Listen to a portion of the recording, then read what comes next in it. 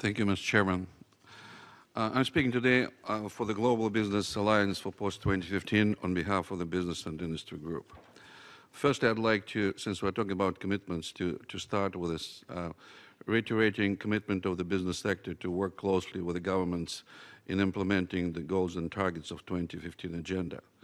Speaking more precisely about areas of special interest and which might be reflected in terms of commitment in the declaration, I'd like to mention at least three due to the shortness of time. Firstly, it's a commitment to economic growth, which is central to transformative and robust development. Countries can only sustain their development if their economies are allowed to grow and flourish, while people can only exit poverty if they can find worthwhile jobs.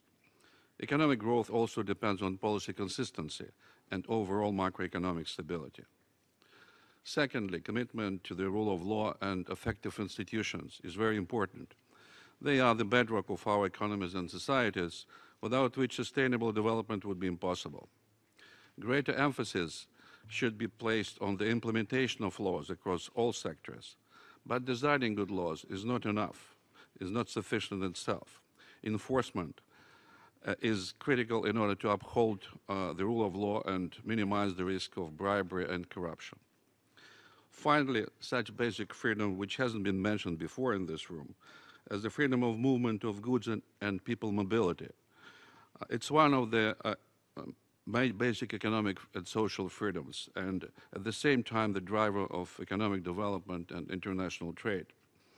We're extremely encouraged by recent UN General Assembly resolution on transport and transit corridors and creation by the UN Secretary General high-level group on sustainable transport.